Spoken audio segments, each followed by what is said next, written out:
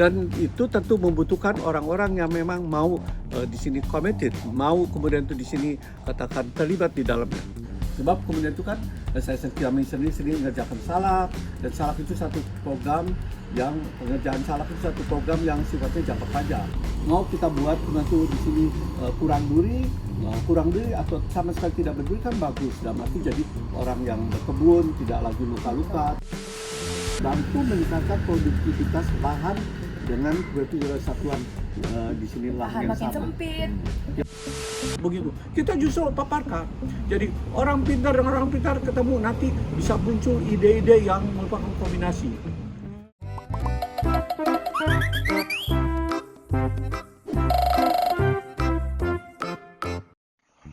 Kali ini kita pergi ke tempat Bapak Greg Hambali.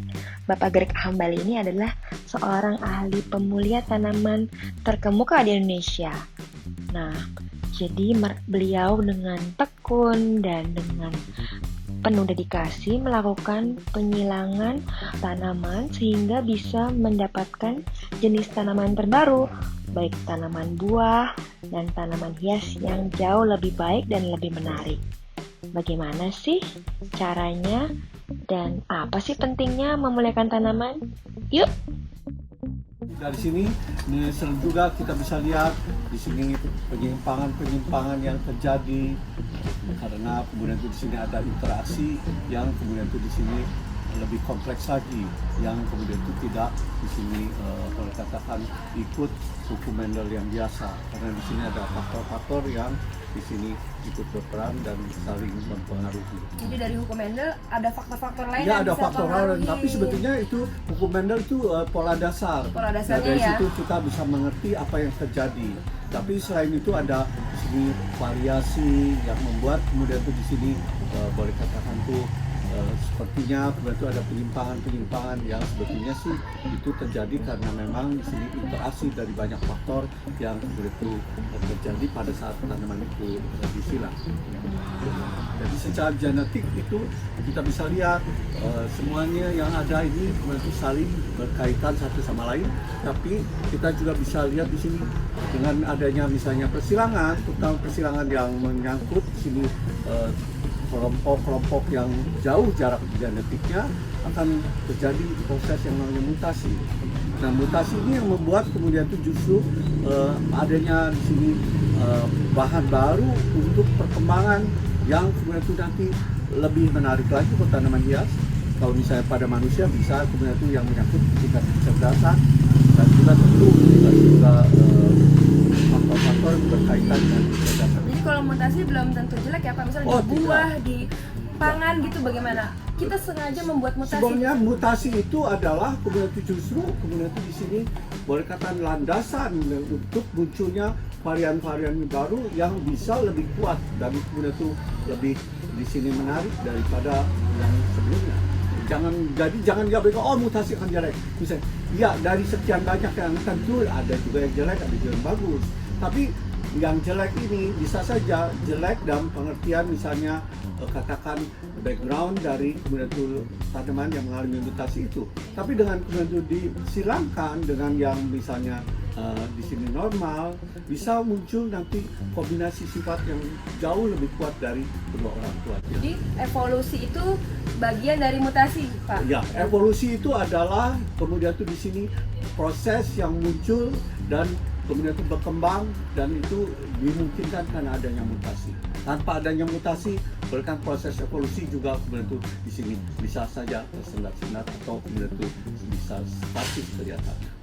Seperti misalnya keanekaragaman tanaman ini, kita lihatnya produksinya sekarang, tapi ini satu proses yang panjang yang dimulai sebenarnya tadi akhir tahun 91. Kami dapatkan materi-materi genetiknya ini dari nursery, bukan dari hutan, kami ke Amazon, tapi kemudian itu kami dapatkan dari nursery, kemudian itu kan kita silang-silang kan muncul keanekaragaman yang ada sekarang.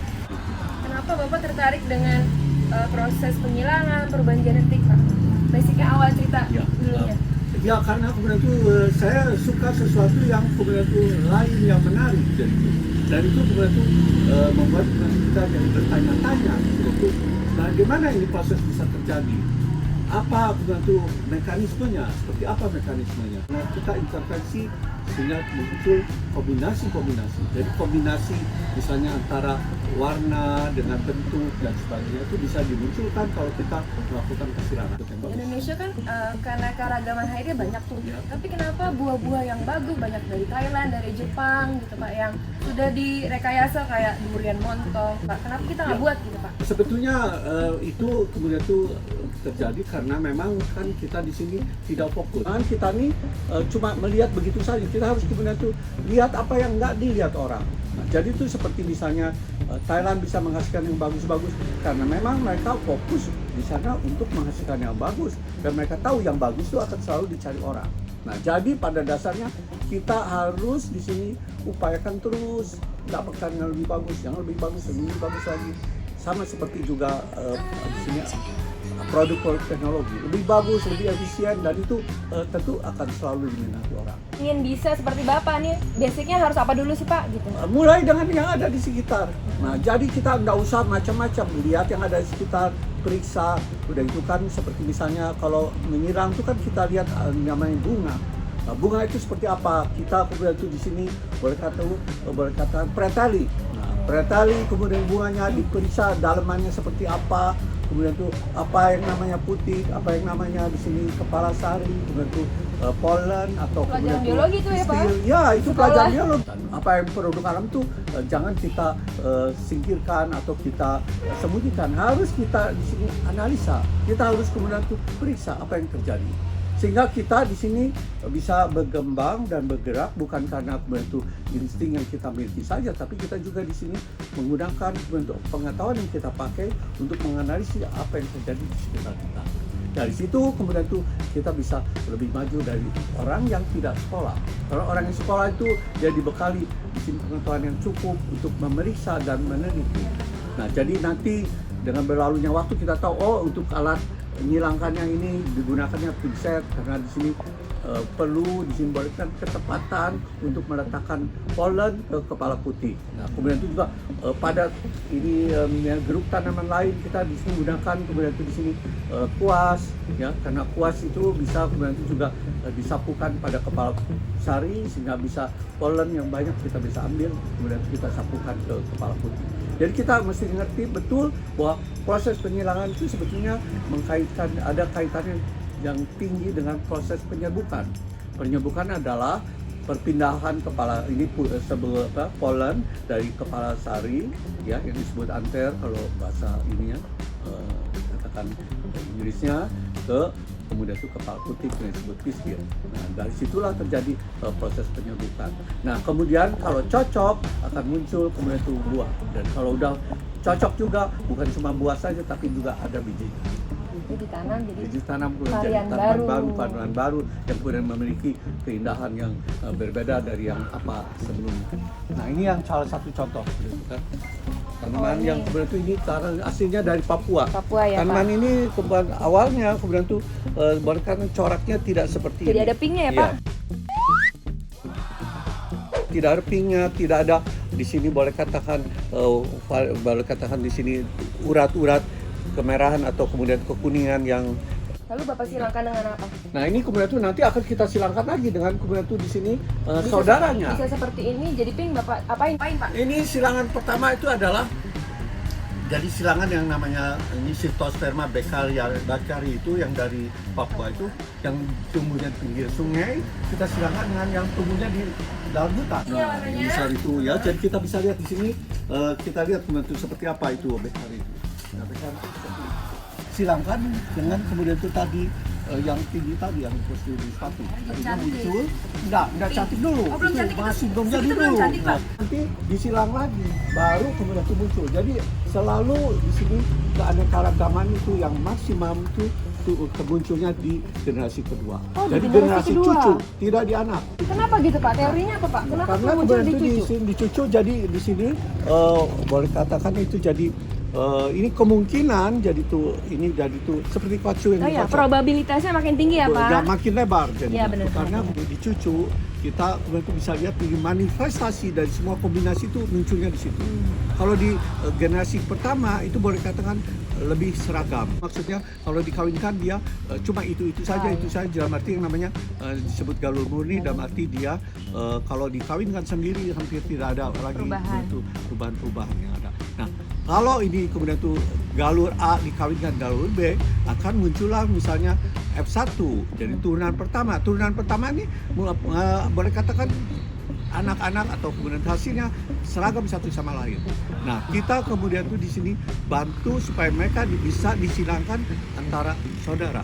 Jadi yang antara namanya sister F1 sama brother. F1? Ya, F1 dengan F1. Nah, di F2 inilah muncul keanekaragaman yang maksimal. Dan cucu. Cicit Bisa ada juga. bisa lagi, Pak? Bisa juga, dan itu harus terus.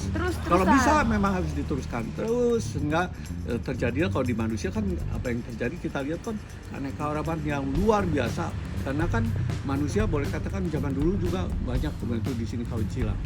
Nah, kira-kira di Indonesia nih, Pak, kedepannya nih perlu nggak sih orang banyak yang seperti kayak Tentu Bapak gitu? perlu kita kemudian itu di sini. Sebab banyak sekali kemudian itu jenis tanaman yang belum tersentuh, dan itu tentu membutuhkan orang-orang yang memang mau di sini committed, mau kemudian itu di sini katakan terlibat di dalamnya. Sebab kemudian itu kan saya sendiri mengerjakan salak, dan salak itu satu program yang pengerjaan salak itu satu program yang sifatnya jangka panjang. Mau apa kan kita lihat?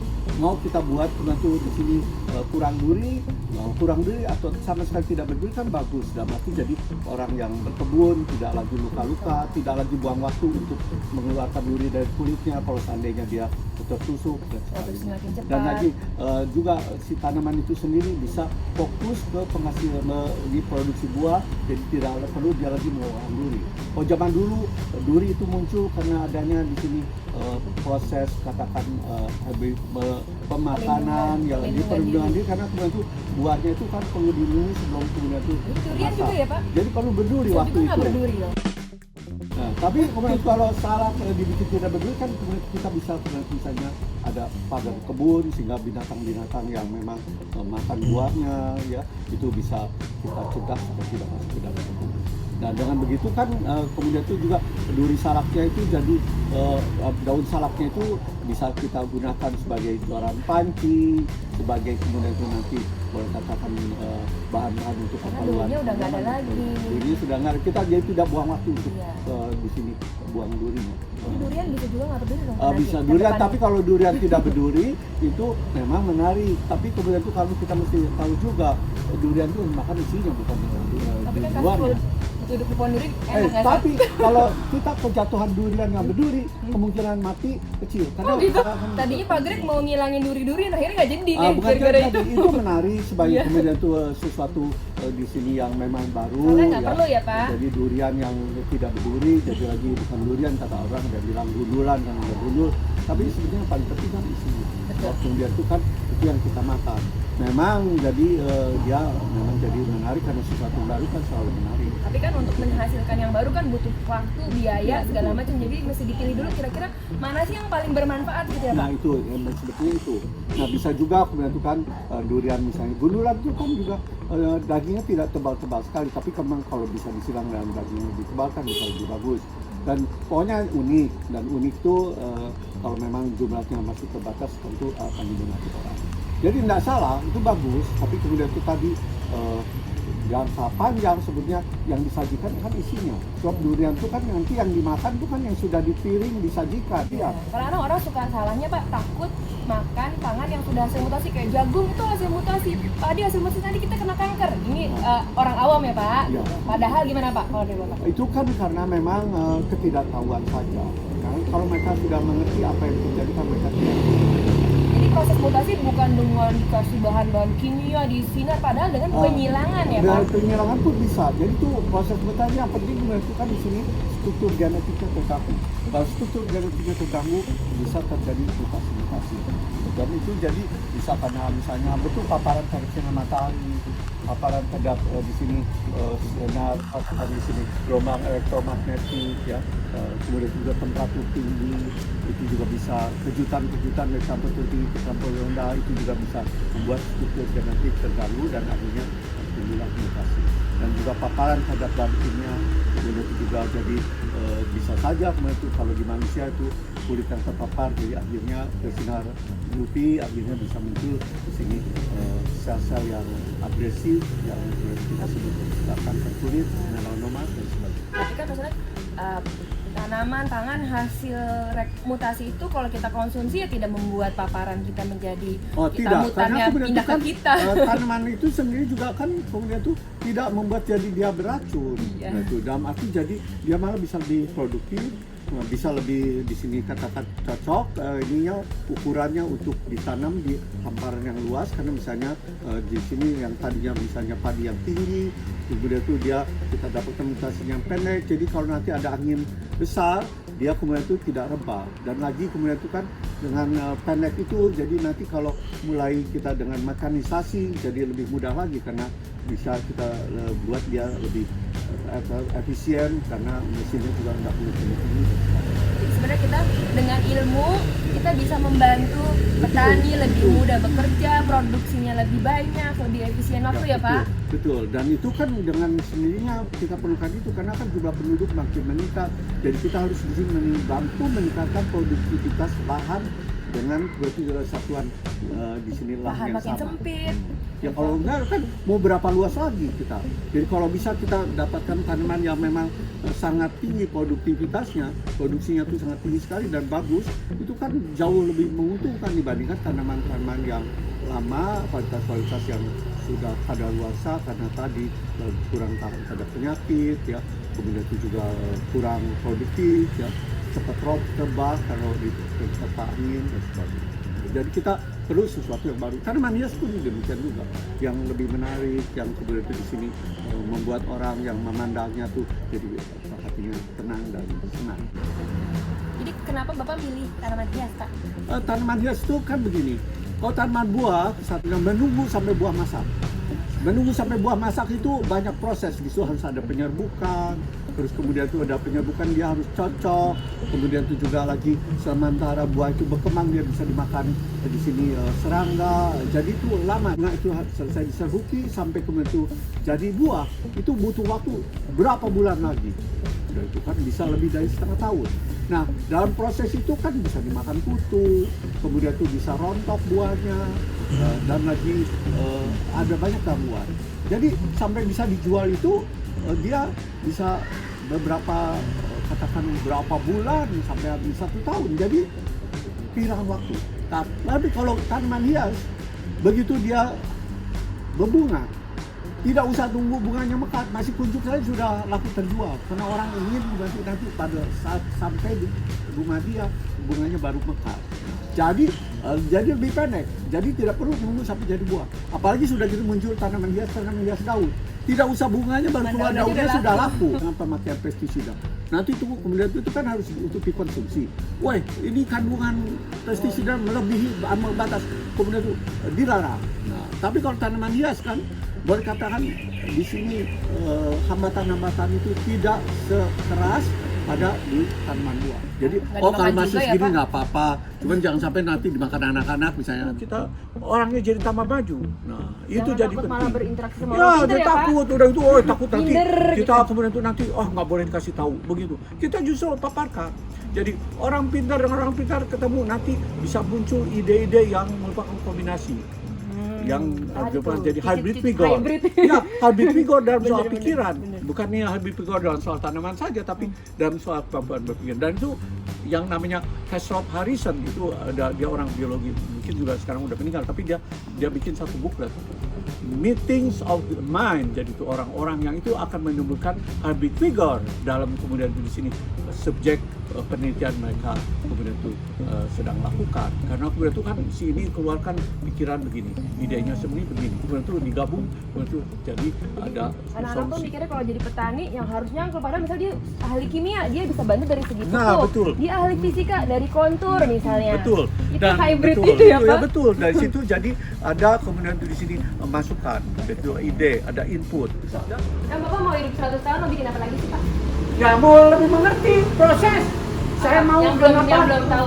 Ya kita mengenal awal tidak mengenal air, tapi kita cuma dikasih 100 tahun itu kurang dari 100 tahun katakan. 100 tahun itu cuma 36.500 hari. Itu waktu yang pendek. Untuk program yang jangka panjang itu tidak cukup. Padahal untuk satu salaknya 12 tahun, Pak. Iya, Kalau udah. mau Bapak mau 10 tanaman, Wah, itu. butuh 120 tahun. Jadi kita perlu waktu tanam. Nah, hebat ya ternyata. Saya kagum sekali dengan Pak Greg. Jadi memuliakan tanaman itu bukan suatu yang jelek, justru bisa sangat membantu petani kita untuk melakukan efisiensi, sehingga produktivitas dan hasil yang didapat bisa jauh lebih banyak. Nah, dalam dunia tanaman hias juga bisa menambah tanaman jenis baru dari Indonesia. Jadi sangat membanggakan, bukan? Mudah-mudahan anak-anak muda Indonesia bisa lebih banyak lagi nih yang tertarik menjadi seperti Pak Greg, karena ini adalah masa depan kita. Bye-bye.